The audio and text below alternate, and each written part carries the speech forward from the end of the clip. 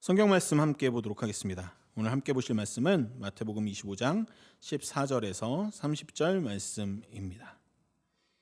마태복음 6장 47절에서 56절 말씀입니다. 마태복음 26장 47절에서 56절 말씀을 새번역 버전으로 제가 봉독해 드리겠습니다. 예수께서 아직 말씀하고 계실 때 12제자 가운데 하나인 유다가 왔다. 대제사장들과 백성의 장로들이 보낸 무리가 칼과 몽둥이를 들고 그와 함께 하였다. 그런데 예수를 넘겨줄 자가 그들에게 암호를 정하여 주기를 내가 입을 맞추는 사람이 바로 그 사람이니 그를 잡으시오 하고 말해 놓았다. 유다가 곧바로 예수께 다가가서 안녕하십니까 선생님 하고 말하고 그에게 입을 맞추었다. 예수께서 그에게 친구여 무엇하러 여기에 왔느냐 하고 말씀하시니 그들이 다가와서 예수께 손을 대어 붙잡았다. 그때 예수와 함께 있던 사람들 가운데 한 사람이 손을 뻗쳐 자기 칼을 빼어 대제사장의 종을 내리쳐서 그 귀를 잘랐다.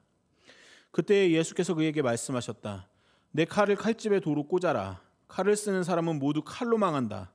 너희는 내가 나의 아버지께 당장에 12군단 이상의 천사들을 내 곁에 세워주시기를 청할 수 있다고 생각하지 않느냐. 그러냐 그렇게 되면 이런 일이 반드시 일어나야 한다고 한 성경 말씀이 어떻게 이루어지겠느냐. 그때 예수께서 무리에게 말씀하셨다. 너희는 강도에게 하듯이 칼과 몽둥이를 들고 나를 잡으러 왔느냐. 내가 날마다 성전에 앉아서 가르치고 있었건만 너희는 내게 손을 대지 않았다. 그러나 이 모든 일을 이렇게 되게 하신 것은 예언자들의 글을 이루려고 하신 것이다. 그때 제자들은 모두 예수를 버리고 달아났다. 아멘. 우리 한국교회를 부흥시킨 8글자가 있습니다. 예수 천국 불신 지옥이라는, 이걸 교리라고 해야 될지 구호라고 해야 될지 모를 말이 있습니다. 이미 예전에 여러분들에게 한번 설교에서 언급한 바가 있지만 이 말은 한국교회를 부흥하게 만들기도 했지만 한국교회에 가져다 준 폐해도 적지 않습니다. 그 중에 한 가지는 이겁니다. 예수님을 믿으면 천국을 간다고 생각하면서 마음의 평안을 누리는 것까지는 좋았습니다. 내 안에는 평안이 이루어졌어요. 구원의 확신이라는 것도 얻었고 나는 천국에 갈 테니 행복한 사람이다. 여기까지는 좋았는데 그 다음이 문제입니다. 내 주위에 내가 사랑하는 가족들, 내가 사랑하는 친구들이 모두 예수님을 믿는 게 아니기 때문입니다. 한때는 그런 지점을 지적하면서 교회에서 전도를 열심히 하라고 가르치기도 했습니다. 사랑하는 가족과 친구들이 지옥에 가서 고통스러워하는 거를 그냥 지켜만 보고 있을 거냐면서 말이죠. 그래서 그 시절에 달란트 시장을 하면 가장 높은 달란트를 주는 게 전도였습니다. 저는 성실한 학생이었어요. 열심히 출석하고 열심히 묵상하고 열심히 말씀 읽고 기도도 하고 그런 학생이었어요. 달란트를 열심히 모았죠. 근데 어떤 친구가 친구 5명을 데리고 오더니 저보다 달란트를 더 많이 모으는 거예요. 이렇게 부당한 게 어디 있냐. 친구가 없는 저는 슬피 울 수밖에 없었습니다. 네, 한 사람이 천국을 갈 수 있게 도왔기 때문에 그것에 대해서 가장 합당한, 가장 큰 상을 준다는 개념이었습니다. 이제 6월부터 우리 교회에서 시작될 포도알 모으기 대작전, 이 이벤트는 달란트 시장과는 비슷하지만 전도에 대한 상이 없습니다. 네. 친구를 데려오면 포도알 하나를 줄 뿐입니다. 네. 나중에 이제 상세한 내용들을 여러분들이 보시겠지만 그렇게 된 데에는 전도에 대한 아픈 상처가 있는 네, 제가 그렇게 크게 개입하지 않았고요. 그래도 어쨌든 그냥 친구 데려오는데 포도알 하나를 줄 뿐입니다. 그거를 이제 전도에 대한 부담으로 여러분들이 생각하지 마시고 함께 예배하고 싶으신 분들, 함께 교제하고 싶으신 분들을 편하게 데려오셔서 포도알 잘 받아가실 수 있었으면 좋겠습니다. 어쨌든 한국교회에서는 그렇게 열심히 전도를 강조했는데 아무리 전도를 열심히 한다고 해도 내가 알고 있는 모든 사람을 전도할 수는 없습니다. 그래서 믿지 않는 지인들, 교회를 다니지 않는 내 사랑하는 사람들이 세상을 떠나게 되면 한동안 깊은 슬픔 가운데 빠지는 사람들도 있었습니다.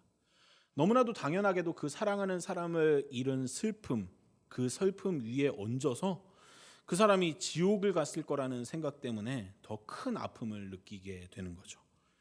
그 사람이 지옥 갈 때까지 내가 손을 놓고 있었다라는 그런 자책을 하는 사람들도 있었고요. 제가 목회자로 살아가면서 가장 대답하기 어려웠던 질문 중에 하나가 이 맥락 안에 있습니다. 사랑하는 사람들이 세상을 떠났을 때, 특히 예수님을 믿지 않고 떠났을 때 제게 와서 힘들게 질문하는 사람들이 있었습니다. 교회 안 다닌, 예수님을 믿지 않은, 하나님을 모르고 떠난 그 사람이 지금 지옥에 갔는지를 묻는 질문 말이죠. 아픈 마음으로 질문하시는 그런 분들에게는 저는 늘 조심스럽게 대답할 수밖에 없었습니다.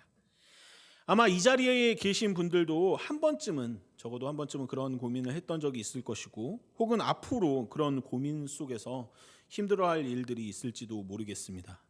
그런 분들에게, 혹은 앞으로 그런 일들이 있을지도 모르는 분들에게 오늘의 말씀이 조금의 평안을 주는 시간이 될 수 있기를 바라는 마음으로 오늘 말씀을 준비했습니다.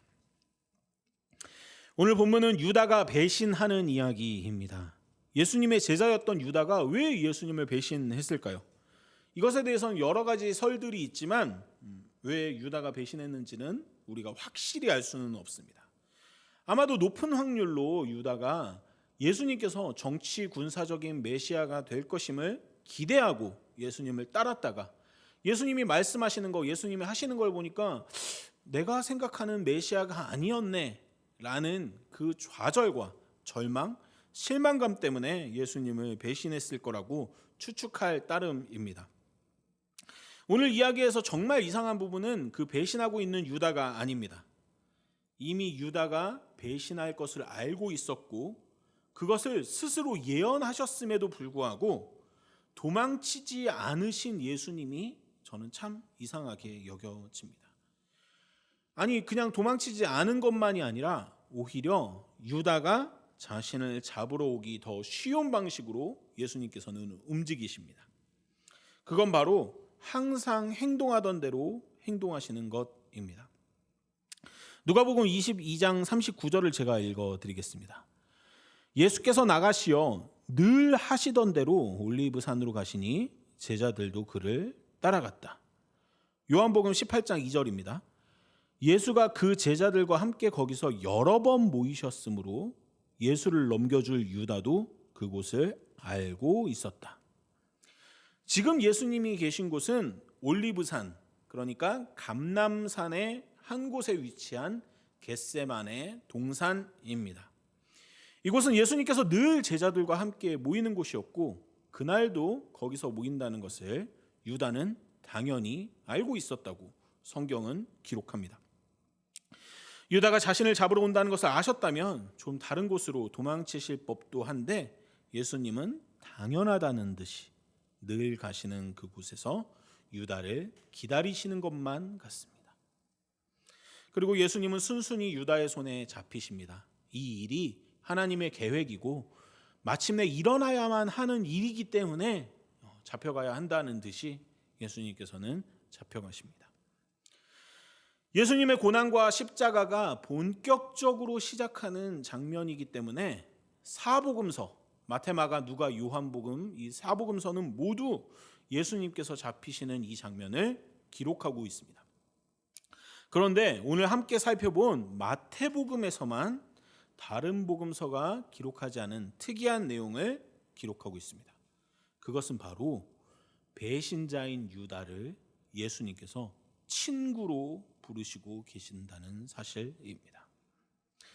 어떤 신학자들은 이 장면을 예수님께서 자신의 십자가와 부활의 사역을 이루는데 유다가 꼭 필요한 역할을 감당하고 있기 때문에 유다가 배신하고 있는 그 순간까지도 유다를 자기 사역의 동지로 인정하신다고 이야기하기도 합니다.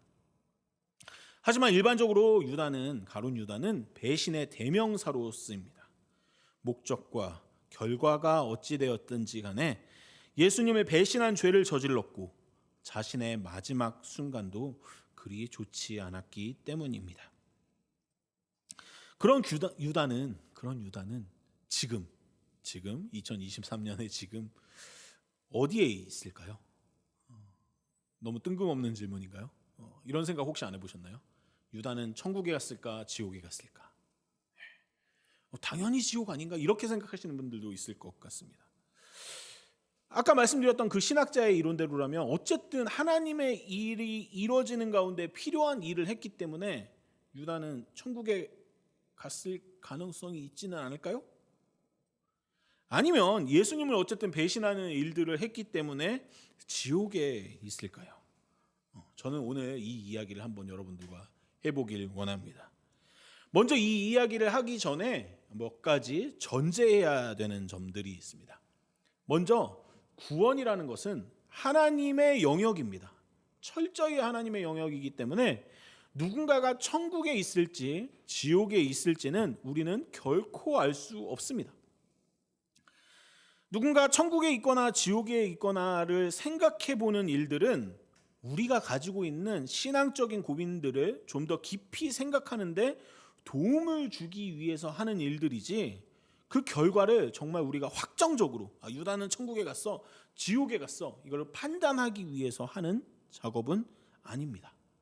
그런 것들은 꼭 유다뿐만이 아니라 누구를 그 자리에 갖다 놓는다 하더라도 우리가 조심해야 되는 일들인 거죠. 또 한 가지 우리가 전제해야 되는 것은 바로 누군가 자살했기 때문에 지옥에 간다라고 생각하는 마음을 버려야 합니다. 자살한 사람은 지옥에 간다라는 교리는 기독교가 오랜 시간 동안 가지고 있었던 오해이자 잘못된 교리입니다. 기독교의 일부 교파에서는 이 부분을 수정하고 이 부분이 잘못됐다라고 이야기하기도 하지만 여전히 또 일부 교파에서는 이 부분을 그대로 가르치면서 어떤 사람들에게 상처와 아픔을 더 배가시키는 일들을 보여주길 때도 있습니다. 하지만 처음 말씀드렸던 대전제, 누군가가 천국을 가는지 지옥을 가는지 우리 인간은 알 수 없다는 그 대전제를 생각한다면 자살한 사람이 지옥에 간다고 이야기하는 것이 얼마나 틀린 소리인지를 알 수 있습니다. 심지어 풀러 신학교에서 교수하고 계시는 김세훈 박사님께서는 누군가가 자살했기 때문에 지옥에 간다고 이야기하는 사람이 있다면 그 사람이 지옥에 갈 것이다, 이렇게까지 이야기한 적도 있습니다. 사실 교수님도 어떻게 보면 오류를 저지른 거 아니냐? 지옥에 간다고 얘기하면 안 되는 거 아니냐 얘기하는 거지만 이게 강한 어떤 강조법인 거죠.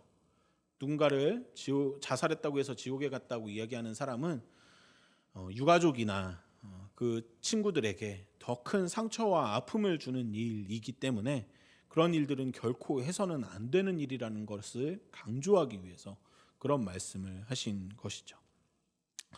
그렇기 때문에 유다가 결국 자살했기 때문에 지옥에서 현재 고통받고 있을 것이라고 교회는 오랜 시간 가르쳐 왔지만 그 또한 단정지을 수 없는 내용이라는 것을 전제한 상태에서 우리가 이 이야기를 한번 해보면 좋겠습니다.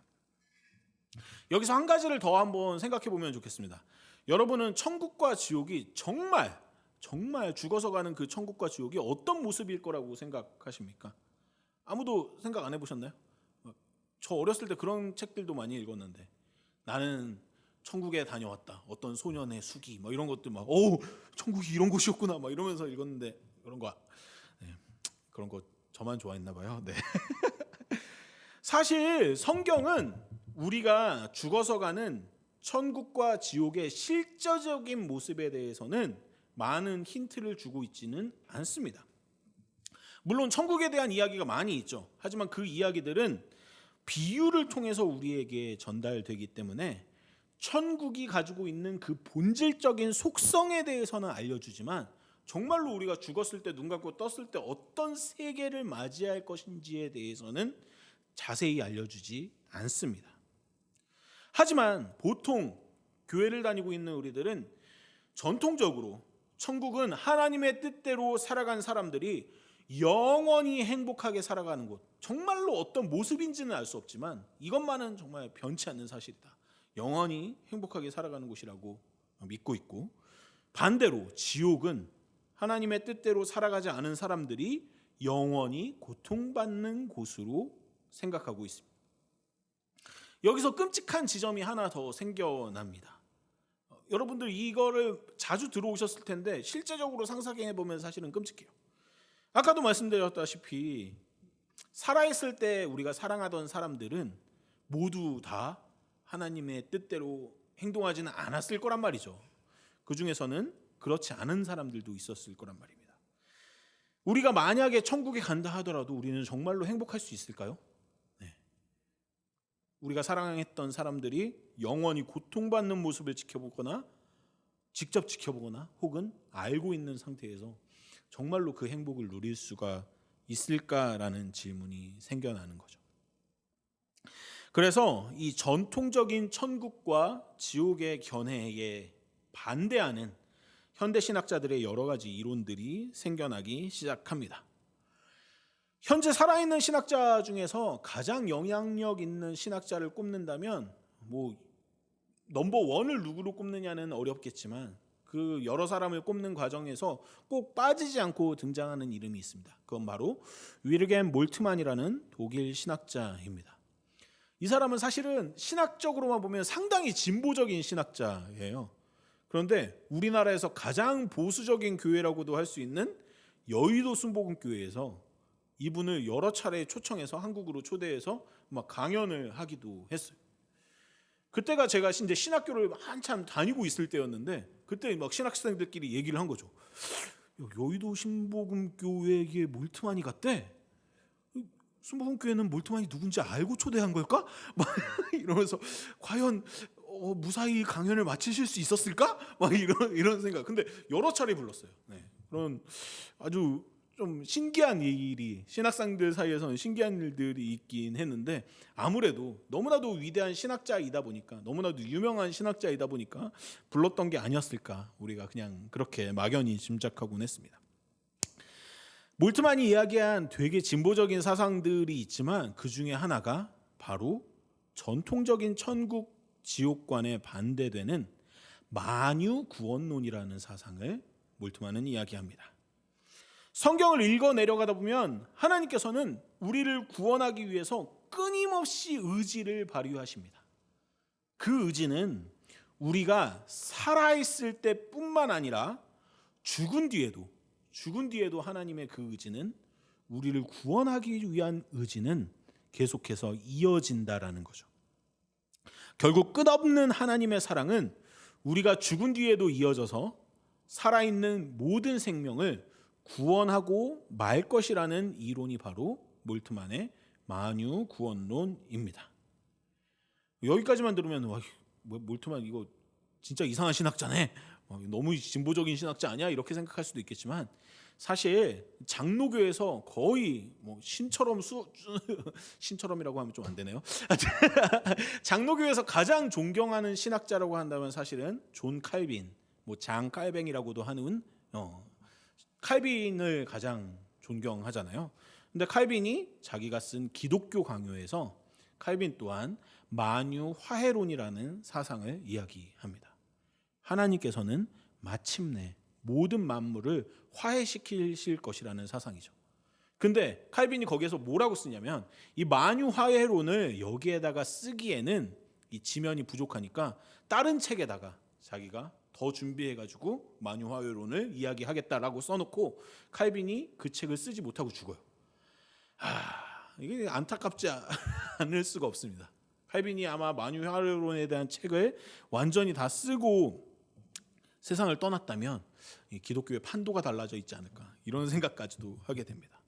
그만큼 만유 구원론은 어떻게 보면 너무나도 진보적인 사상인 것 같지만 성경을 정직하게 읽어내려 가다 보면은 이렇게 하나님이 사랑이 풍부하신 하나님이시고 예수 그리스도를 자신의 독생자를 십자가에 달려 죽게까지 하시면서까지 우리를 구원하시려는 그 의지를 읽다 보면은 하나님께서는 단순히 우리의 80년생의 100년생에만 우리에 대한 사랑을 베푸시지 않을 것이라는 것을 충분히 짐작할 수 있는 것입니다. 하나님의 의지는 명백하게 우리를 구원하는 데 집중하고 있습니다. 그런 하나님이 영원한 지옥을 만들어서 사람들이 고통받는 것을 허용할 리가 없다라는 것이 이 만유구원론의 이론입니다. 저는 몰트만의 만유구원론에 일부 동의합니다. 그렇기 때문에 지인들의 죽음, 특별히 믿지 않는 사람들의 죽음에 고통스러워하는 분들에게 저는 항상 이렇게 위로하곤 했던 것 같습니다. 하나님은 어떤 과정을 거쳐서라도 독생자 예수님을 십자가에 달려 죽기까지 우리를 구원하시는 하나님께서는 그 이상의 과정을 거쳐서라도 우리를, 그리고 그분들을 구원하고 마실 것이라고. 그러니까 그분들 또한 평안히 하나님의 품 안에서 쉬실 것이니까 너무 슬퍼하지 말라고, 너무 고통스러워하지 말라고 위로하곤 합니다. 하지만 그냥 모든 것들이 다 잘 되고야 말 거야, 다 해피엔딩이야 라고만 이야기하는 것 같은 이 만유구원론에서도 지옥은 언급됩니다. 만유구원론에서의 지옥은 영원히 계속되는 불구덩이가 아니라 우리의 잘못된 부분들이 교정되는 의미에서의 고통이 있는 곳입니다. 그러니까 하나님은 다 구원하실 것이니까 너네 마음대로 살아야 돼 라고 이야기하고 있는 것이 만유구원론이 아니라, 당연히 하나님께서는 우리에게 죄에 대한 책임을 물으시는데 그것을 영영토록 물으시는 것이 아니라 그 잘못된 부분들이 바뀔 때까지 어느 정도의 고통이 수반될 수 있다라고 이야기하는 거죠. 일반적인 사람들이 짓는 죄들이라고 해봐야 사실 얼마나 큰 죄들이 있겠습니까? 그 교정은 그래서 일반적인 사람들에게는 큰 고통이 수반되지 않고 정화의 불꽃으로, 하나님의 그 정화의 불꽃으로 담금질 당하는 정도. 이것도 좀 세긴 한데 어쨌든 그 정도로 가볍게 넘어가는 것이 아닌가 싶은 정도로 짐작하고 있습니다. 하지만 우리가 누구나 인정할 수밖에 없는 악인들, 히틀러나 전두환 같은 인물 또한 결국에는 천국에 간다는 사실을 우리는 어떻게 보면 인정하기 쉽지 않습니다. 만유구원론의 가장 큰 문제가 바로 이 부분입니다. 사람들, 너무 큰 죄를 짓지 않는 사람들은 물론 그 죄에 대한 대가를 조금은 치르겠지만 그럼에도 불구하고 하나님은 그분들을 구원하실 거야 라는 생각들은 너무 좋은 이야기죠. 근데 너무나도 인간이라고 생각할 수 없는 악인들이 그럼에도 불구하고 하나님이 사랑하셔서 그분들을 구원할 거다, 이런 것들은 만유구원론을 받아들이는데 가장 큰 걸림돌이 되곤 합니다. 그래서 만유구원론에서 그런 사람들은 아주 오랜 시간, 교정의 시간을 거칠 것이고 아주 큰 고통을 당할 수도 있을 것이라고도 이야기하죠.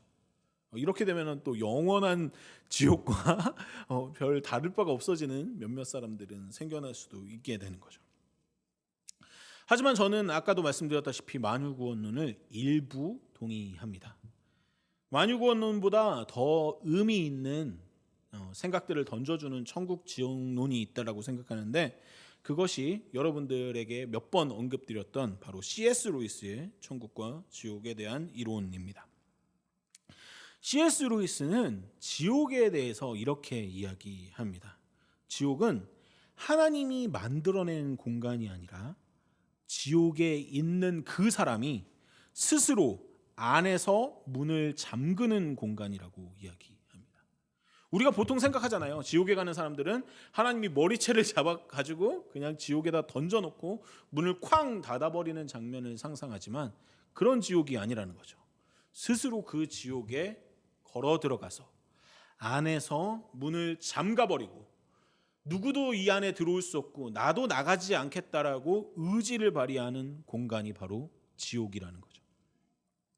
빛으로 나오길 거부하고 하나님께서 주시는 자유와 진리의 자리에 있기를 거부하는 사람들이 끝끝내 가고야 마는 곳이 지옥이라고 이야기합니다. 이 C.S. 루이스의 지옥에서는 하나님이 여전히 우리의 자유를 존중하시기 때문에 그 문을, 그 지옥에 스스로 걸어 잠근 그 문을 하나님께서 억지로 부수시지 않습니다. 그 지옥에서 고통을 주는 존재는 하나님이 아니라 바로 자기 자신인 거죠. 저는 이런 내용들의 근거에서 지금 유다가 천국에 있을지 지옥에 있을지를 한번 상상해 봅니다. 사실 저는 유다가 지금 천국에 있을 거라고 생각합니다. 예수님은 자기를 배신하는 유다에게조차 마지막까지 친구라고 부르십니다. 예수님은 정말 그를 포기하지 않으시고 언제까지 사랑하시면서 구원을 이루실 분이십니다. 설령 유다가 예수님을 팔아넘기고 그 실망감과 좌절감에 자신의 목숨까지도 끊었다 하더라도 예수님께서는 그 유다를 포기하지 않으실 것이라고 저는 믿습니다. 하지만 그럼에도 불구하고 그가 지옥에 있을 가능성도 있습니다. 유다가 자기의 행동에 대한 회한과 후회로 자기만의 감옥을 만들고 자기만의 지옥을 만들어 친구로 부르시는 예수님의 초대에도 응하지 않고 스스로 문을 걸어 잠그고 갇혀 있을 가능성 또한 여전히 존재하기 때문입니다. 그걸 생각하면 정말 마음이 아픕니다. 저는 유다조차도 천국에 있었으면 좋겠는데 그럼에도 불구하고 유다가 자신만의 지옥에 갇혀 있을 가능성 또한 존재하니까요. 그런 유다를 상상하노라면 종종 우리 또한 현세를 살아가고 있는 우리 또한 그런 유다와 같은 모습임을 깨닫게 됩니다. 이 땅의 수많은 사람들이 이미 이 땅 위에서 자신만의 지옥을 만들어서 살아갑니다. 자기 연민의 지옥, 자기 비하의 지옥, 멈추지 않는 비교와 우열의식이 만들어내는 지옥, 또 때로는 목표와 열정이 만들어내는 지옥, 사회적 억압에 끊임없이 응답하느라 생겨나는 지옥, 때로 과거에 심각한 실패나 상처에서 빠져나오지 못함으로 생겨나는 지옥, 때로 사람들과의 관계를 차단하고 자기 감정까지도 억압하고 자신만의 규범들로 스스로를 고통스럽게 만드는 지옥. 형태는 너무나도 여러 가지 다양하게 있겠지만 그 수많은 지옥들 가운데 살아가는 사람들을, 또 그렇게 살아가는 우리 자신을 우리는 때때로 발견하곤 합니다. 그 지옥에서 문을 걸어 잠그고 나올 생각조차 하지 않는 사람들, 굳이 내세까지 갈 필요 없이, 죽어서 가는 곳까지 생각할 필요 없이 그들은 살아있는 동안에도 그런 지옥 속에서 자신을 고통스럽게 만듭니다. 하지만 사랑의 하나님은 우리를 구원하시길 원하시기에 예수 그리스도를 보내주셨습니다. 예수 그리스도의 가르침과 삶과 죽음을 통해서 우리가 그 감옥에서, 그 지옥에서 빠져나오길 간절히 원하시면서 지금도 초대하고 있습니다. 요한계시록 3장 20절 말씀을 제가 읽어드리겠습니다. 보아라, 내가 문 밖에 서서 문을 두드리고 있다. 누구든지 내 음성을 듣고 문을 열면 나는 그에게로 들어가서 그와 함께 먹고 그는 나와 함께 먹을 것이다. 다시 한번 읽어드리겠습니다. 보아라, 내가 문 밖에 서서 문을 두드리고 있다. 누구든지 내 음성을 듣고 문을 열면 나는 그에게로 들어가서 그와 함께 먹고 그는 나와 함께 먹을 것이다. 하나님은 언제까지나 우리를 끝까지 사랑하십니다. 정말로 만유구원론의 이론이 저절로 이해가 될 정도로 정말 성경의 이야기들은 하나님의 끝없는 사랑에 대해서 이야기합니다.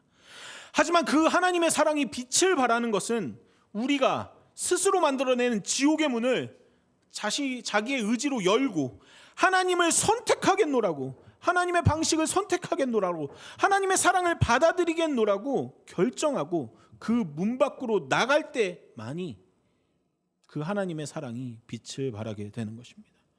문 밖에서 기다리시는, 영원토록 영원까지도 기다리실 그 하나님의 사랑을 마침내 만나게 되는 것입니다.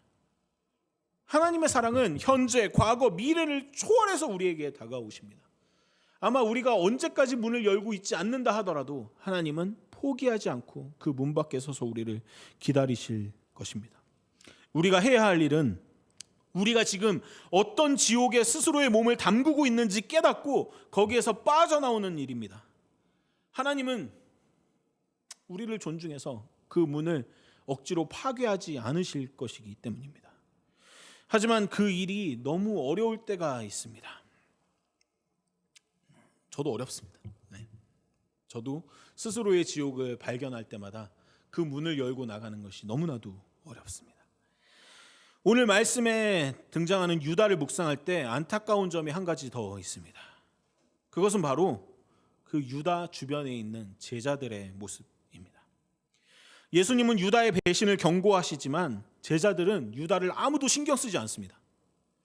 유다가 분명 예수님을 배반하려는 마음을 먹고 있을 때 자신만의 감옥 속에서, 자신만의 지옥 속에서 혼자 불안해하고 고통스러워하는 모습을 보였을 텐데 곁에 있는 누구 하나 유다가 자신만의 지옥에서 빠져나올 수 있도록 도와주는 제자가 없습니다.